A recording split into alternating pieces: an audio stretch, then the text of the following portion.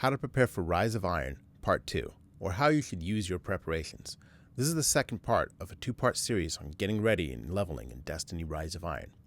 The first part focused on what to do to get ready for Rise of Iron. This video assumes you've already hoarded resources and edged your factions. As I record this, it is too late to start hoarding if you haven't. Mostly this is about pacing the use of your stored resources. The TLDR, if you know how to level in the Taken King, leveling in the Rise of Iron is pretty much the same. Alright, let's go, Guardians. The goal here is to be endgame ready as soon as possible.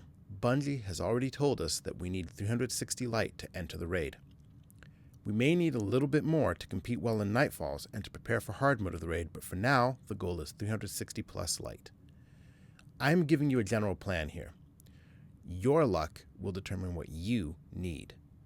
You need to be ready to change the basic plan depending on what you need. In getting your light to 360 plus, one thing to understand is that your light level is the average of all your currently equipped gear. As such, you have to try and get all your gear up together. The first thing we're going to do is go shopping. Shopping, I said, not buying. The goal right now is to see what's available at the vendors. Faction gear usually gives an indication of what the new meta will be. The weapons are usually suited for the subtle changes in the game we will be playing. Have a look at all the new gear. See if anything fills a big gap in your current inventory. See if anything seems fun. Focus on primary weapons. Why a primary weapon? Because they contribute more to your light than the other weapons. Also, you will be able to transfer it to your other characters, especially if you have one of each class. In general, prioritize getting more light into your weapons over your armor, unless all your characters are the same class. Obviously, make a note of anything that really fits your playstyle. For example, I'm fond of scout rifles. I'll try to have a quick video about vendor gear as soon as possible after launch, but that will probably need revision once we've settled in with the new perks. Now we need to go level a faction. If you've edged your factions, we're actually going to level all 4 of your leveled factions right now. If you haven't prepared this way, go ahead and skip to the next step. First, turn in a Vanguard bounty. This should rank up your Vanguard if you edged properly. If you were very meticulous, you should also be able to rank up your equipped faction. If not, turn in some resources to get you right past the rank up. You should have netted 2 faction factions. Now go collect weapons. Now, swap factions. Equip the new gear that you've got, and then turn in a saved Crucible bounty. That should level both Crucible and your second faction. Again, if needed, use some stored resources to rank up your faction. That should give you 4 faction rank up packages. Now you may have some others laying around. You may have edged Eris or the Gunsmith or the Queen and have bounties available to turn in. Go ahead and upgrade those if you can. That's it for right now. Resist the temptation to blow a stack of motes or other resources ranking up factions right away. Okay, now before we go on, we need to talk about the right way to use engrams to level up. I see a lot of people decoding engrams quickly one after another. Ever since the April 2016 update, your new loot's light level is based on the light level your character is wearing at the time you decode it. So what you need to do is simple. Decrypt 1 engram at a time. Check that engram against what you're wearing. If what you've decoded is better, equip it. It does not matter if you like it. Sort that out later. Just equip it for now. Then decode the next engram. Always follow this procedure until you've reached max light. That's it. You will see folks, including me, decrypt engrams quickly on stream or in YouTube videos. You are watching the exception, not the rule. All my characters are already at max light in the Taken King. In fact, I have max light gear sets for every subclass on every character and for every weapon type. There's nothing for me to gain by pausing to expect and equip. But when Rise of Iron comes, I will have everything to gain, just like you. So I'll be following these steps too. That brings us to the next part. Rank up your Cryptarch. Turn in enough engrams to rank up your Cryptarch. If you edged Cryptarch, just 1 legendary should do. Do not expect rewards above 335 from stored legendary engrams. Exotics may reward more than 335, but don't count on it.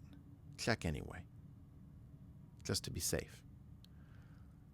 What you're more interested in is the engrams you get from ranking up. Turn those in. Those should give Rise of Iron light levels 1 to 5 points above your current light. Stay restrained, don't go crazy yet. Now it's time to finish the story missions. There's not a whole lot to say here. You will gain light on your playthrough of the story, but that isn't the goal. The goal is to unlock other areas of the game to play, because those areas are how you're going to grind your advance. Use a 3 of coins for each story mission. Altogether, you'll get 1, maybe 2 new Rise of Iron exotic engrams. Save them until you finish the story.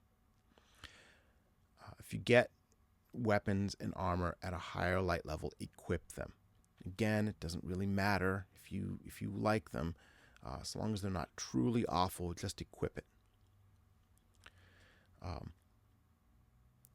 Now, as you keep going, if you get 2 or 3 helmets, you might want to throw away, but make sure and keep 2, because when we're done playing the story, we're going to transfer our best armor and our best weapons to our second character. We're going to infuse the second character's armor, and then we're going to repeat the whole process. Rank your edge factions, rank up the Cryptarch, and use the results of that to move forward. Again, with your second character, don't infuse as you work through the story, just use the new gear that drops. Repeat this all with your third character. Infuse your best armor from your second character, use your best weapons, and go again. Finally, transfer all your highest light gear back to your main, and now we start infusing. And get all your best favorite gear up to whatever light you've achieved.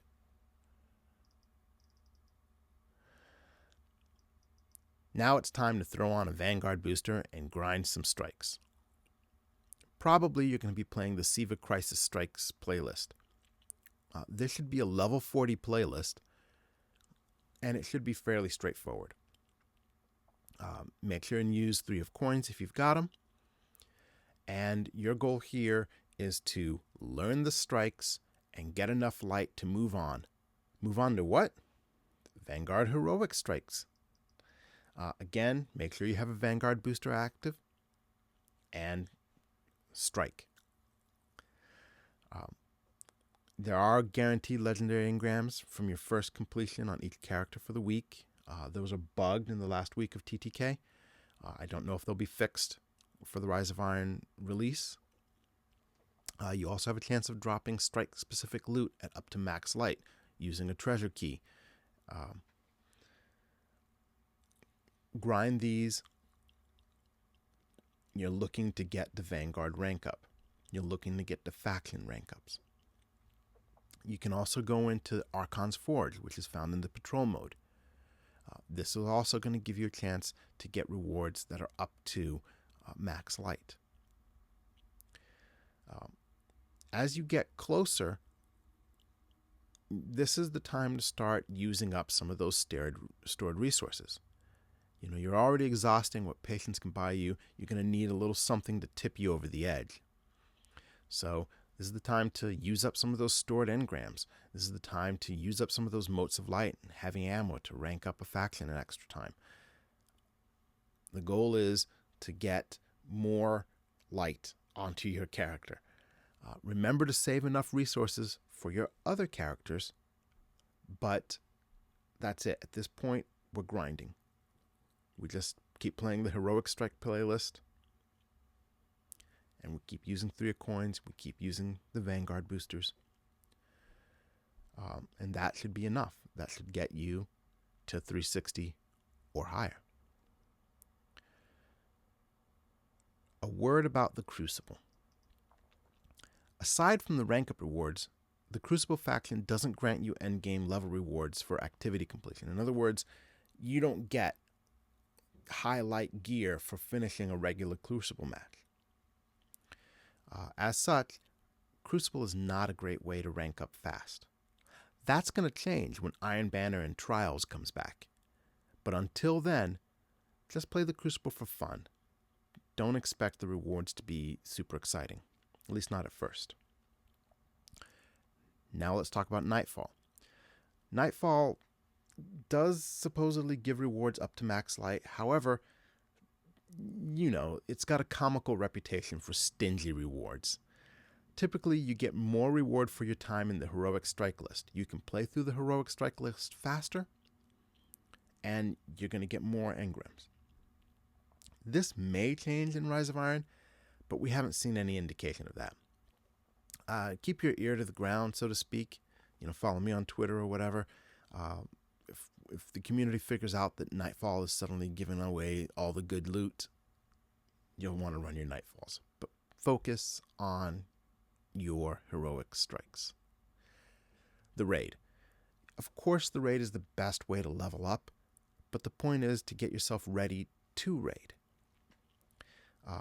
Once you get raiding, even an incomplete raid will get you some endgame light loot. That'll do it for this video. Just figure out where you are in this process and go. Remember, you don't have to win at getting your character to max light fast. I hope this helped you. Thank you for watching. You can find me on Twitter @Tirgaia and on Twitch at twitch.tv/Tirgaia. Please like and subscribe as it gives me motivation to make more videos. I'll see you Starside.